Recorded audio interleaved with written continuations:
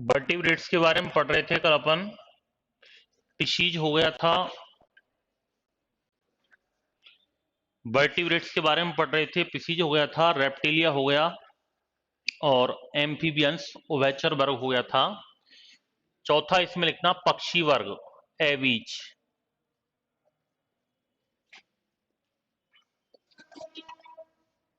पक्षी वर्ग एवीज, और इसमें पक्षियों को रखा गया है।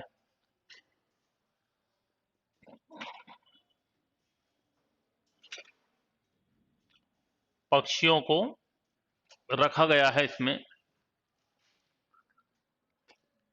पक्षियों में उड़ने के लिए पंख तथा दाना चुगने के लिए चोंच पाई जाती है।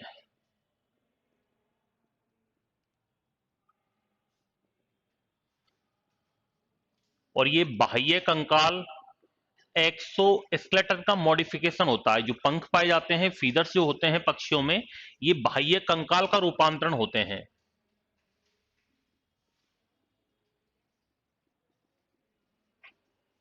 बाह्य कंकाल का क्या होते हैं? ये रूपांतरण होते हैं। पक्षियों में याद रखना, मूत्राशय यूरेटर अनुपस्थित होता है। पक्षियों में मूत्राशय नहीं होता है, एब्सेंट होता है। लेकिन इसका एक अपवाद है, उस अपवाद का नाम है शुतुरमुर्ग। और शुतुरमुर्ग एक ऐसा पक्षी है जिसमें मूत्राशय क्या होता है? उपस्थित होता है। शुतुरमुर्ग पक्षी उड़ता नहीं है, और जो उड़ने वाले पक्षी हैं उनमें यूरेटर एब्सेंट होता है, मूत्राशय अनुपस्थित होता है। और ये पक्षियों का एक एरोबिक अडेप्टेशन कहलाता है। पक्षियों का एक वायवीय अनुकूलन कहलाता है, ये एरोबिक अडेप्टेशन कहलाता है, ताकि पक्षी आसानी से उड़ सकें।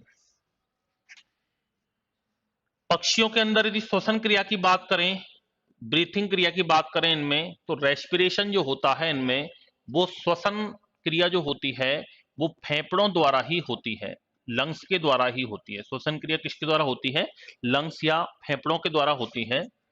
अगर उत्सर्जी पदार्थ की बात करें एक्सक्रीटरी मटेरियल्स के रूप में, इसमें यूरिक एसिड का उत्सर्जन होता है। उत्सर्जी पदार्थ के रूप में किसका उत्सर्जन होता है? यूरिक एसिड का। और हार्ट की बात करें तो इनका हृदय जो होता है वो चार कोष्ठीय होता है, यानी इसके अंदर पूरे चार चेम्बर पाए जाते हैं। दो तो पाए जाते हैं आलिंद, ऑरिकल, और दो ही पाए जाते हैं इसमें निलय, वेंट्रिकल।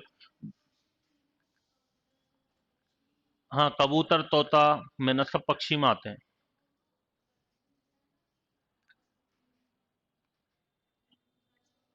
हाँ, मूत्राशय पक्षियों में और उनमें नहीं पाया जाता है।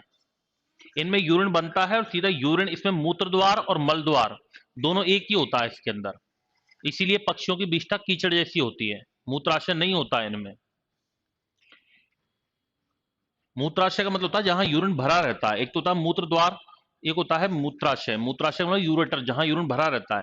तो यूरिन भरा रहने के लिए कोई विशेष जगह नहीं होती है, मूत्र द्वार तो होता है।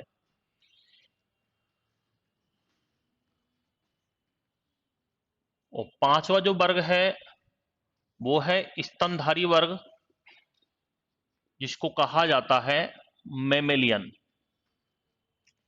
स्तनधारी वर्ग जो होता है, इधर देख लीजिए पहले।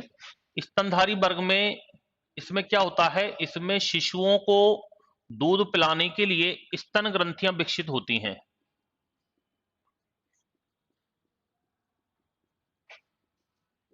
स्तन ग्रंथियां तथा दुग्ध ग्रंथियां, मेमरी ग्लैंड्स, विकसित होती हैं। ऐसे जंतुओं को स्तनधारी वर्ग में रखा गया है।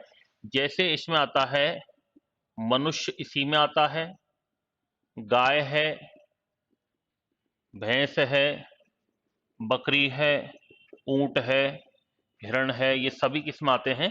स्तनधारी वर्ग में आते हैं। इसके अलावा इसमें एक विशेष उदाहरण है ये, जैसे डॉल्फिन मछली। डॉल्फिन मछली किसका वर्ग है? याद रखना, स्तनधारी वर्ग, मेमेलियन में ही आती है। इसके अलावा ब्लू व्हेल मछली जो होती है, ये भी किसके अंदर आती है? स्तनधारी में ही आती है। कंगारू जो होता है ये विशेष उदाहरण है इनके, कंगारू भी किस में आता है, स्तनधारी में आता है। और एक चमगादड़, ये किस में आते हैं, स्तनधारी में आते हैं। और दो उदाहरण और इसमें याद रखना है आपको, एक तो प्लेटिपस और एक होता है एकिडना, ये भी किसके अंदर आते हैं, याद रखना स्तनधारी वर्ग में ही आते हैं। सामान्यतः ये जरायुज होते हैं, बीबीपोरा होते हैं, बीबीपोरस होते हैं। जरायुज का मतलब होता है सीधे बच्चों को जन्म देते हैं, ये अंडे नहीं बनते, स्तनधारी वर्ग में अंडे नहीं बनते हैं, सीधा बच्चों को जन्म देते हैं, ये सीधे बच्चों को जन्म देते हैं। लेकिन इसके दो अपवाद हैं। अपवाद कौन कौन से हैं, प्लेटिपस और एक्रिना, ये दो अपवाद हैं। ये याद रखना अंडज होते हैं, ये ओविपोरस होते हैं या अंडज होते हैं, यानी ये पहले अंडे देते हैं, फिर अंडों में से क्या निकलते हैं, बच्चे निकलते हैं। और ये आते किसमें है, ये स्तनधारी वर्ग में ही आते हैं, तो अंडज होते हैं ये। इसके अलावा इनकी त्वचा पर बाल पाए जाते हैं, बाल नाखून आदि उपस्थित होते हैं।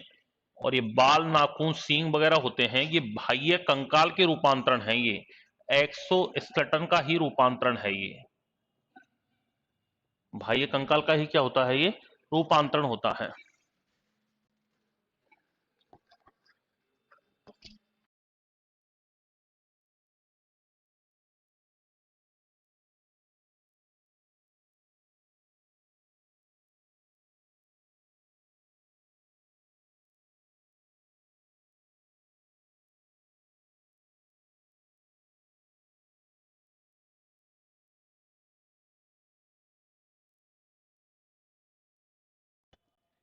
श्वसन क्रिया की बात करें, रेस्पिरेशन इनके अंदर फेफड़ों के द्वारा ही होता है। श्वसन क्रिया इनके में किसके द्वारा होती है, फेफड़ों द्वारा होती है। इसके अलावा इनकी हार्ट की बात करें तो हृदय जो होता है इनका, वो 4 चैम्बर होते हैं इसके अंदर, 4 कोष्ठीय होता है, यानी 2 तो इसके अंदर ऑरिकल होते हैं और 2 ही इसके लिए वेंट्रिकल निलय होते हैं। और उत्सर्जी पदार्थ की बात करें तो उत्सर्जी पदार्थ के रूप में नॉर्मली ये यूरिया का उत्सर्जन करते हैं। किसका उत्सर्जन करते हैं, यूरिया का। लेकिन अगर प्रश्न ऐसे आ जाए कि मरुस्थलीय स्तनधारी, मरुस्थलीय स्तनधारी का मतलब होता है जैसे ऊंट वगैरह है, तो इनमें यूरिक एसिड का उत्सर्जन होता है। किसका उत्सर्जन होता है, यूरिक एसिड का मरुस्थलीय स्तनधारियों में होता है। जो रेगिस्तान में पाए जाते हैं, मरुस्थल में पाए जाते हैं, उनमें यूरिक एसिड का उत्सर्जन होता है। नॉर्मली जो मैमेलियंस होते हैं उनमें यूरिया का होता है।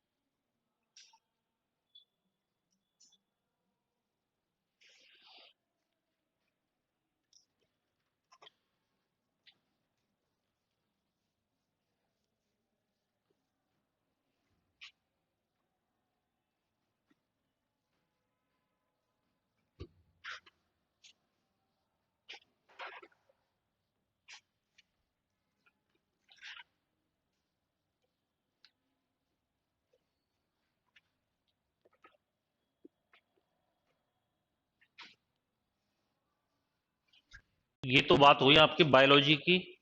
ठीक है, एक बार के लिए कंप्लीट मानते हैं अपन, कोई नया टॉपिक जुड़ेगा, कोई सिलेबस चेंज होता है आपका तो वो बाद में कर लेंगे। ठीक है, अब लिखिए फिजिक्स।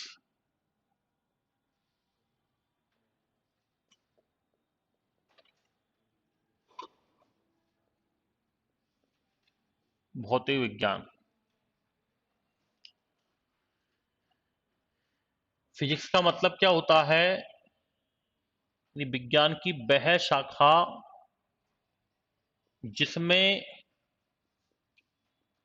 भौतिक सिद्धांतों, कोई भी फिजिकल प्रिंसिपल है, कोई भी घटना घटित होती है, उन घटनाओं के कारण तथा परिणाम का अध्ययन। इस दुनिया में कोई भी घटना घटित होती है तो उसका कारण क्या है, रीजन क्या है।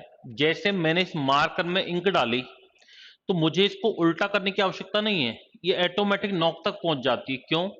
कैपिलरिटिज्म के कारण, केशिकात्व के कारण। बर्फ के टुकड़े को यदि मैं पानी में डालता हूं तो तैरता है। क्यों तैरता है? डेंसिटी के कारण। मैं भी इसको छोड़ दूं तो नीचे की ओर जाएगा। क्यों जाएगा? ग्रेविटेशनल फोर्स के कारण। यानी कोई भी घटना घटित तो हुई तो उसका रीजन क्या है, उस रीजन का अध्ययन विज्ञान की शाखा में किया जाता है। उसको क्या कहते हैं? फिजिक्स या भौतिक विज्ञान कहा जाता है। तो वह शाखा जिसमें भौतिक सिद्धांतों, घटनाओं के कारण और परिणाम का अध्ययन किया जाता है। यदि फिजिक्स के जनक की बात करें तो फिजिक्स का जनक किसको कहा जाता है? न्यूटन को कहा जाता है। किसको कहते हैं? न्यूटन को कहते हैं। फिर फिजिक्स को मुख्यतया दो भागों में बांटा गया है।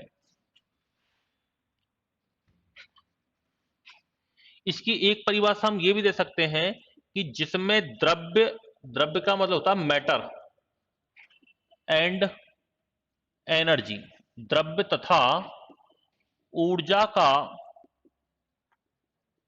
आपसी, ऊर्जा के आपसी सह संबंधित क्रियाओं का अध्ययन किया जाता है।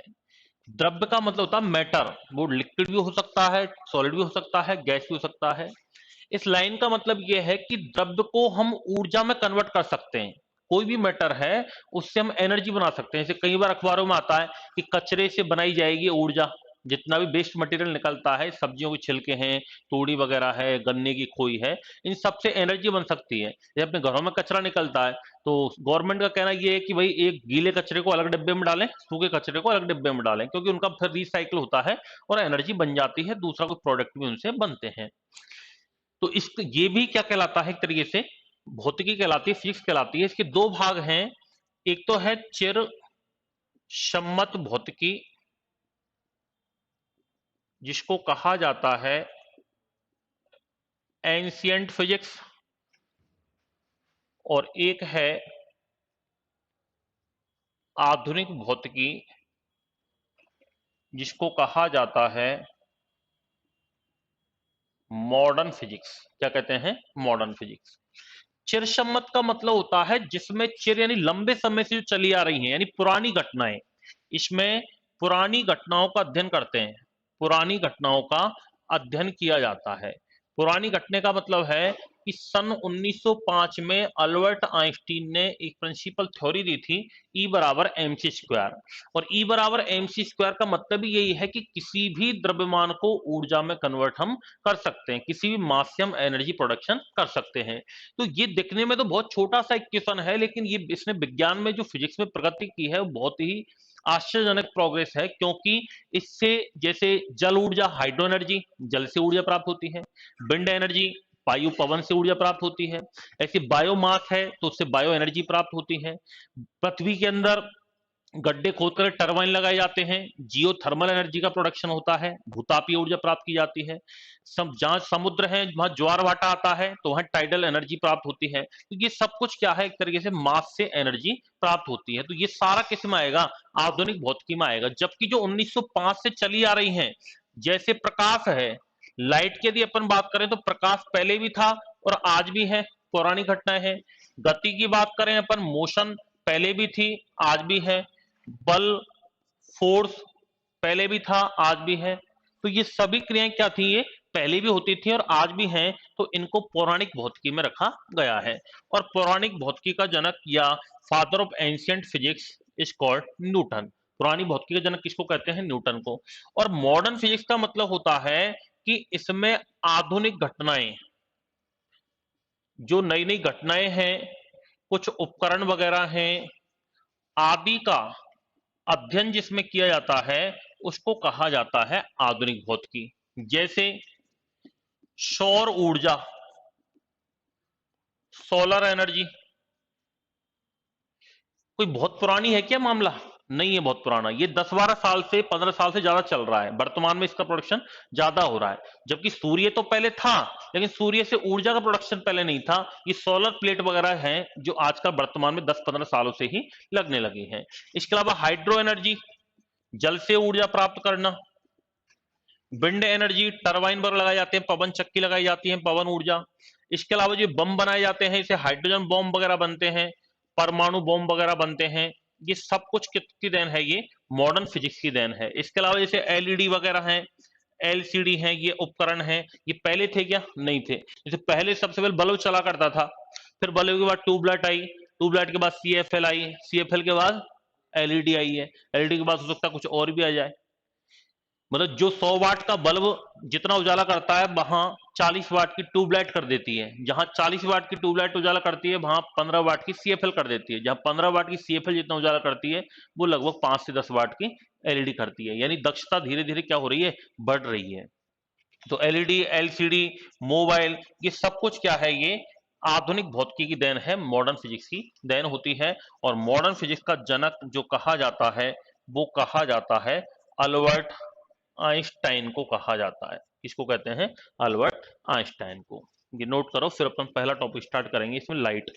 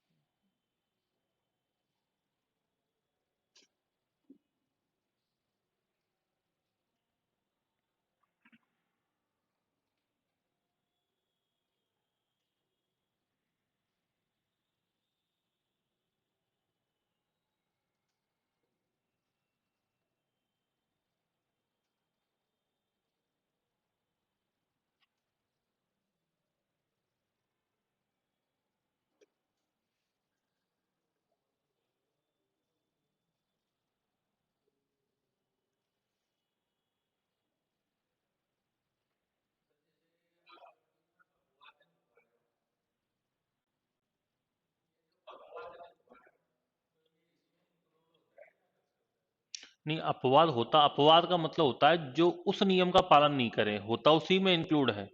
बाकी जो एक विशेष कर, ऐसा तो है नहीं कि कंप्लीट लक्षण अलग हो। जैसे पक्षियों का बाद लिखवाया मैंने शुतुरमुर्ग, तो शुतुरमुर्ग में केवल एक ही चीज है कि भाई उसमें यूरेटर नहीं होता, यूरेटर होता है उसमें। बाकी तो और तो सारे लक्षण पक्षियों वाले ही हैं उसमें, वही श्वसन क्रिया फेफड़ों से हो रही है, हार्ट वही चार कोष्ठीय है, तो अलग से नहीं होगा, उसी में काउंट होगा।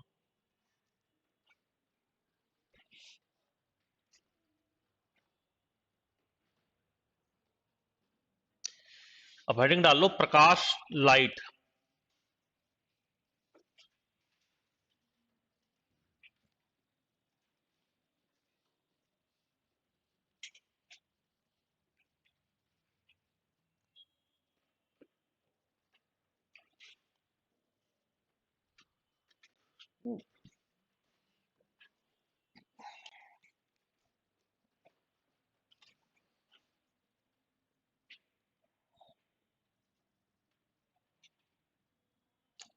प्रकाश क्या होता है? प्रकाश एक बहुत ही इंपॉर्टेंट फैक्टर है, एक महत्वपूर्ण कारक है, जिसके कारण हम लोग किसी वस्तु को देख पाते हैं। या प्रकाश एक प्रकार की एनर्जी होती है, क्या होती है? एक प्रकार की ऊर्जा होती है। प्रकाश से शब प्रकाश हमेशा, याद रखना, सीधी रेखा में गमन करता है, लीनियर मोशन, सीधी रेखा में हमेशा ही गमन करता है। प्रकाश से संबंधित पहले कुछ वैज्ञानिकों ने कुछ मत दिए थे, कुछ प्रिंसिपल दिए थे, कुछ थ्योरी दी थी अपनी। जैसे सबसे पहले एक वैज्ञानिक था न्यूटन, और न्यूटन ने दिया था प्रकाश का कणिका सिद्धांत। न्यूटन ने प्रकाश का दिया था कणिका सिद्धांत या कण सिद्धांत दिया था, मॉलिक्यूल थ्योरी दी थी। और इस थ्योरी के अनुसार न्यूटन ने क्या बताया था कि प्रकाश जो होता है वो कणों के रूप में गमन करता है। किसके रूप में गमन करता है? कण के रूप में, किसी ग्रेनुल पार्टिकल्स के रूप में गमन करता है। दूसरा एक वैज्ञानिक आया था जिसका नाम था हाइजेन, और हाइजेन ने प्रकाश का एक सिद्धांत दिया था जिसको कहते हैं वेव थ्योरी, तरंग सिद्धांत। और तरंग सिद्धांत वेव थ्योरी के अकॉर्डिंग हाइजेन ने क्या बताया था कि प्रकाश किसी तरंग के रूप में या वेव के रूप में गमन करता है। लिखवाऊंगा, अभी रुक जाओ, मैं पहले इधर देख लूं, लिख लूं। तीसरा एक वैज्ञानिक था जिसका नाम था डी ब्रोगली, और डी ब्रोगली ने प्रकाश की द्वैत प्रकृति का सिद्धांत दिया था, डुअल नेचर ऑफ लाइट। और डुअल नेचर ऑफ लाइट, इस सिद्धांत के अनुसार इन्होंने क्या बताया था कि प्रकाश कण व तरंग, पार्टिकल और वेव दोनों के रूप में गमन करता है। चौथा एक वैज्ञानिक आया था जिसका नाम था मैक्स प्लांक, क्या नाम था? Max Planck. और मैक्स प्लांक ने दिया था प्रकाश का क्वांटम सिद्धांत, क्वांटम थ्योरी दी थी। और क्वांटम थ्योरी के अनुसार मैक्स प्लांक ने क्या बताया था कि प्रकाश ऊर्जा के छोटे छोटे बंडल्स के रूप में, पैकेट्स के रूप में गमन करता है। इन बंडलों को क्वांटा नाम दिया गया था। क्या नाम दिया गया था? क्वांटा। इसलिए इसको क्या कहते हैं? मैक्स प्लांक का क्वांटा सिद्धांत कहा जाता है। और एक वैज्ञानिक था जिनका नाम था आइंस्टीन। आइंस्टीन ने इन ऊर्जा के छोटे छोटे बंडलों को फोटोन नाम दिया था। क्या नाम दिया था? फोटोन। इसलिए इसको आइंस्टीन का फोटोन थ्योरी या फोटोन सिद्धांत भी कहते हैं। और पांचवा एक वैज्ञानिक था जिसका नाम था मैक्सवेल। मैक्सवेल ने प्रकाश का दिया था इलेक्ट्रोमैग्नेटिक वेव थ्योरी, विद्युत चुंबकीय तरंग सिद्धांत प्रस्तुत किया था। और विद्युत चुंबकीय तरंग सिद्धांत के अनुसार मैक्सवेल ने क्या बताया था कि प्रकाश विद्युत चुंबकीय तरंगों के रूप में गमन करता है, इलेक्ट्रोमैग्नेटिक वेव्स के रूप में गमन करता है। और विद्युत चुंबकीय तरंगें क्या होती हैं?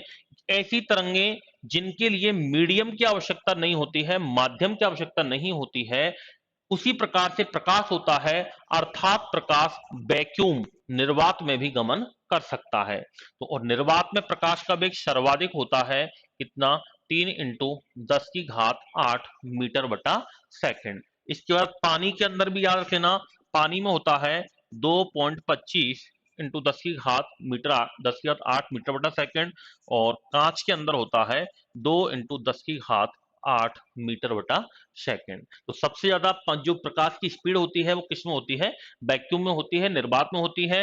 और निर्वात का मतलब है कि इसके लिए किसी भी मीडियम की आवश्यकता नहीं होती है गमन के लिए, ना न ठोस चाहिए, ना गैस चाहिए, ना वायु द्रव, कुछ नहीं चाहिए। यानी ये इलेक्ट्रोमैग्नेटिक वेव थ्योरी के सिद्धांत पर काम करता है ये। तो ये 5 सिद्धांत शुरू में इसके बारे में दिए गए थे। अंत में निष्कर्ष निकला कि प्रकाश निर्वात में भी गमन कर सकता है। प्रकाश सीधी रेखा में गमन करता है। और प्रकाश का अध्ययन विज्ञान शाखा में किया जाता है, उसको क्या कहते हैं? ऑप्टिक्स कहा जाता है। नीचे लिखो, थोड़ा सा हेडिंग डालो, प्रकाश। देखो, प्रकाश एक प्रकार की ऊर्जा है। प्रकाश एक प्रकार की ऊर्जा है।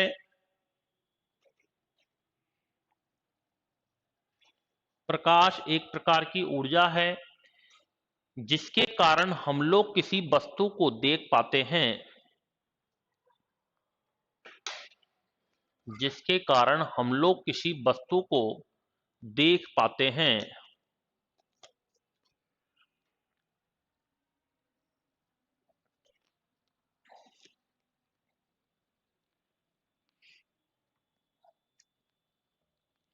चलो, प्रकाश हमेशा सीधी रेखा में गमन करता है। प्रकाश हमेशा सीधी रेखा में गमन करता है।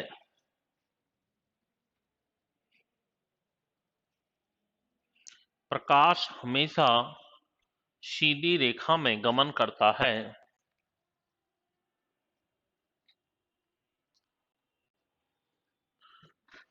नीचे लिखो, प्रकाश से संबंधित अगला पॉइंट लिखो, प्रकाश का अध्ययन ऑप्टिक्स में किया जाता है। प्रकाशिकी, प्रकाश का अध्ययन ऑप्टिक्स में किया जाता है।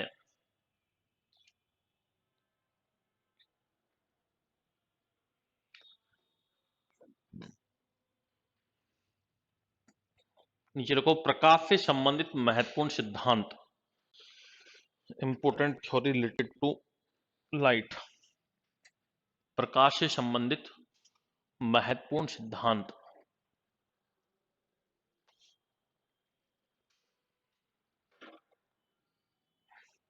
पहला लिखो, न्यूटन का प्रकाश का कणिका सिद्धांत।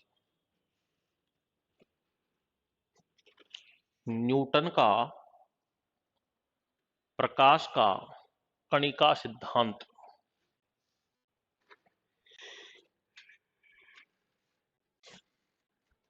न्यूटन का प्रकाश का कणिका सिद्धांत को, इसके अनुसार प्रकाश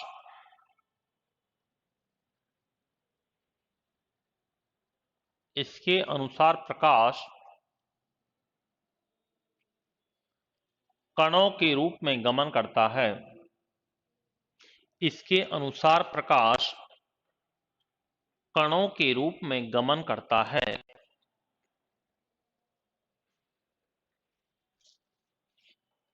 इसके अनुसार प्रकाश कणों के रूप में गमन करता है।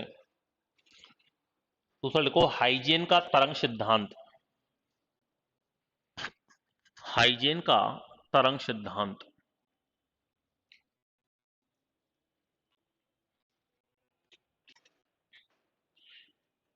इसके अनुसार प्रकाश तरंग के रूप में गमन करता है। इसके अनुसार प्रकाश तरंग के रूप में गमन करता है।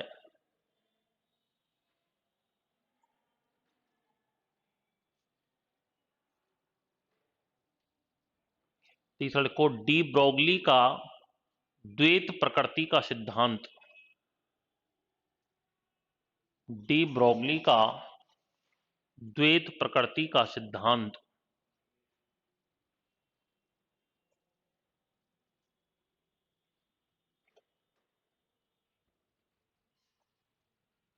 Dual nature of light.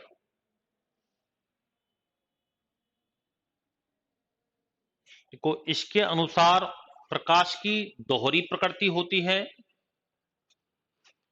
इसके अनुसार प्रकाश की दोहरी प्रकृति होती है।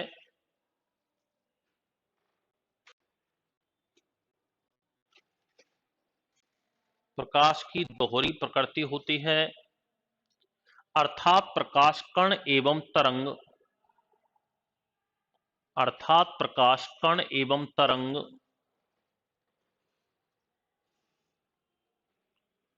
दोनों के रूप में गमन करता है।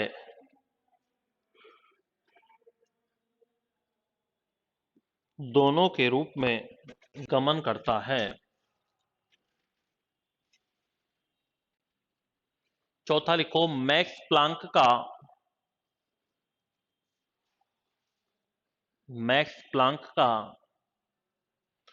प्रकाश का क्वांटम सिद्धांत।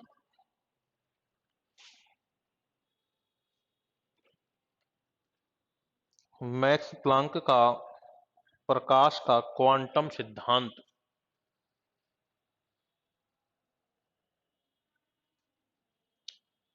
को इसके अनुसार प्रकाश इसके अनुसार प्रकाश ऊर्जा के छोटे छोटे बंडल्स या पैकेट्स। इसके अनुसार प्रकाश ऊर्जा के छोटे छोटे बंडल या पैकेट्स के रूप में गमन करता है।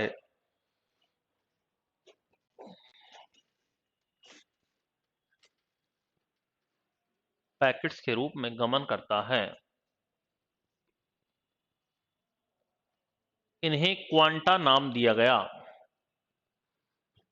इन्हें क्वांटा नाम दिया गया।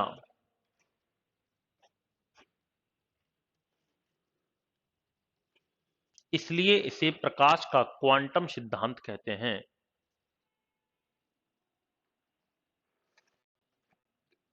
इसलिए इसे प्रकाश का क्वांटम सिद्धांत कहते हैं।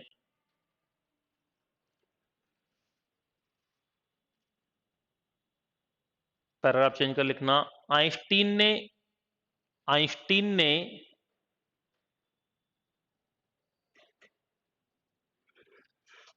इन बंडलों को आइंस्टीन ने इन बंडलों को फोटोन नाम दिया। फोटोन नाम दिया। इसलिए इसे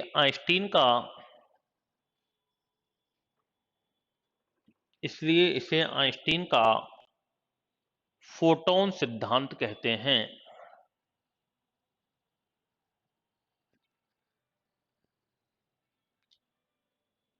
फोटोन सिद्धांत कहते हैं।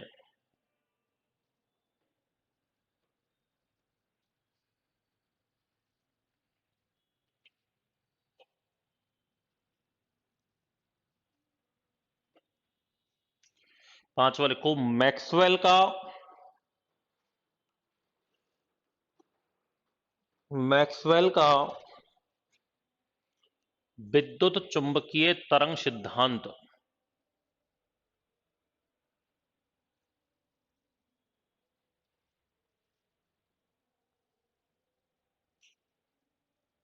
विद्युत चुंबकीय तरंग सिद्धांत कोई सिद्धांत के अनुसार,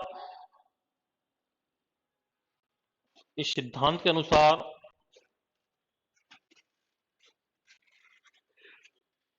प्रकाश विद्युत चुंबकीय तरंगों के रूप में, प्रकाश विद्युत चुंबकीय तरंगों के रूप में कार्य करता है।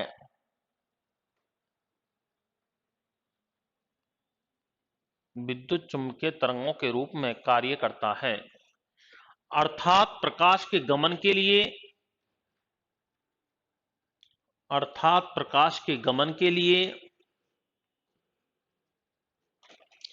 माध्यम की आवश्यकता नहीं होती है।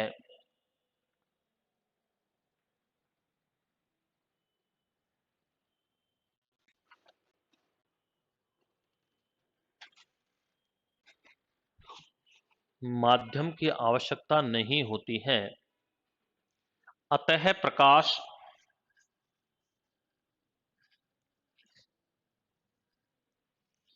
निर्वात वैक्यूम, अतः प्रकाश निर्वात में भी गमन कर सकता है।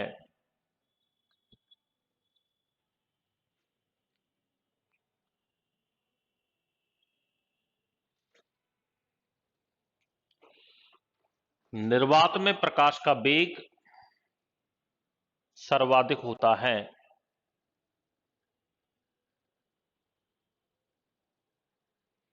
निर्वात में प्रकाश का वेग सर्वाधिक होता है।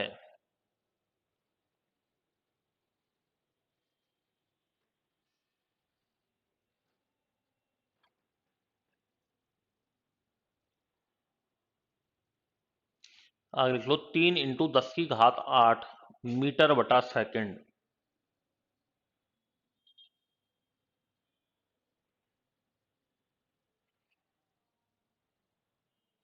3 × 10⁸ मीटर बटा सेकंड। पानी में लिख लो 2.25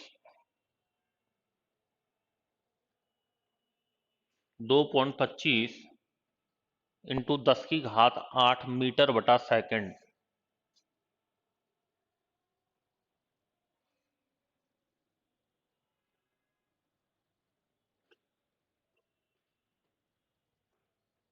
कांच में लिखना 2 × 10⁸ मीटर बटा सेकंड। 2 × 10⁸ मीटर बटा सेकंड।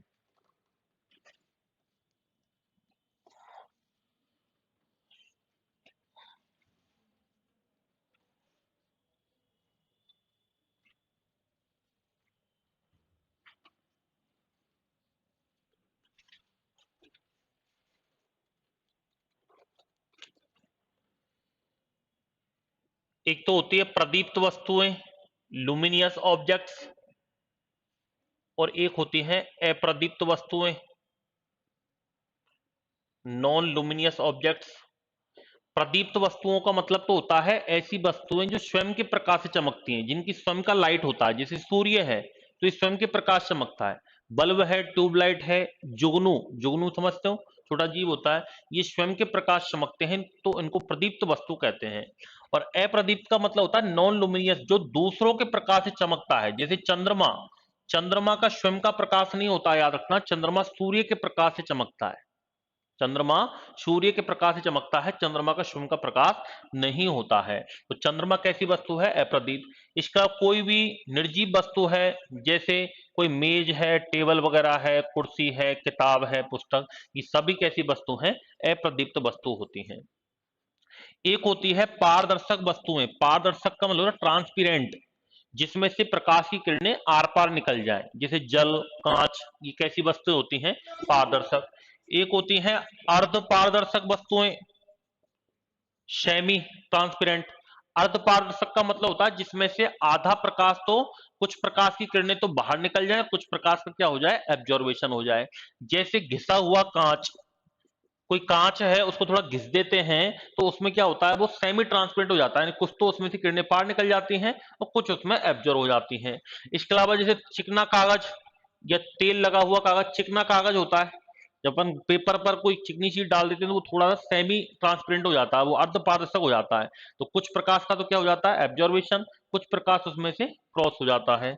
और एक होती है अपारदर्शक, जिसमें से बिल्कुल ही प्रकाश की किरणें आर पार नहीं जा सकती हैं। जैसे कोई दीवार हो सकती है, पत्थर हो सकता है, ईंट हो सकता है, ठीक है, कोई भी लकड़ी हो सकती है, ये सब कैसी वस्तुएं हैं, अपारदर्शक हैं। तो पहली लिखना प्रदीप्त वस्तुएं, प्रदीप्त वस्तुएं, लुमिनियस ऑब्जेक्ट्स। तो ऐसी वस्तुएं जो स्वयं के प्रकाश से चमकती हैं, ऐसी वस्तुएं जो स्वयं के प्रकाश से चमकती हैं,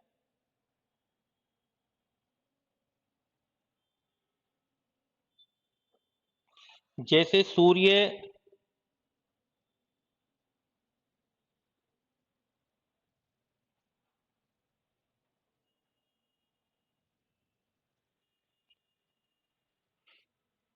ट्यूबलाइट, बल्ब,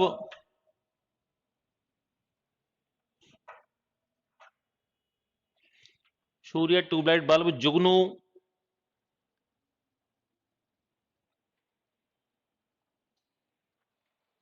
आदि।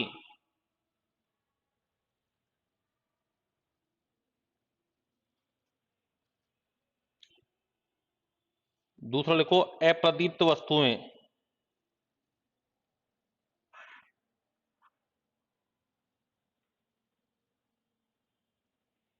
अप्रदीप्त वस्तुएं, नॉन लुमिनियस ऑब्जेक्ट। ऐसी वस्तुएं जो दूसरों के प्रकाश से चमकती हैं, ऐसी वस्तुएं जो दूसरे के प्रकाश से चमकती हैं,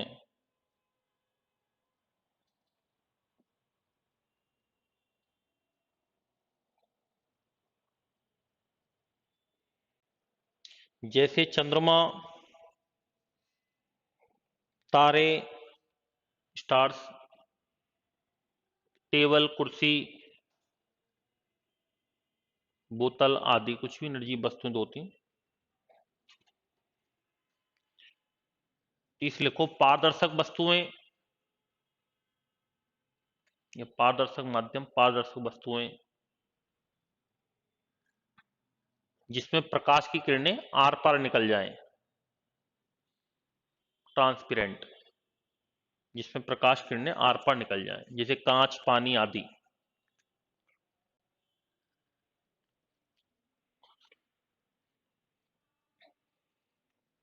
अर्ध पारदर्शक वस्तुएं, सेमी ट्रांसपेरेंट। इसका उदाहरण लिख लो, घिसा हुआ कांच, चिकना कागज।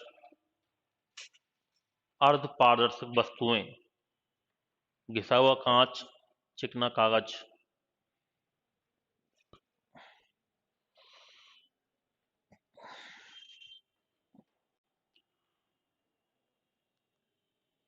और अपारदर्शक वस्तुएं, पत्थर, लकड़ी, ईंट आदि। अपारदर्शक वस्तुएं, पत्थर, ईंट, लकड़ी आदि।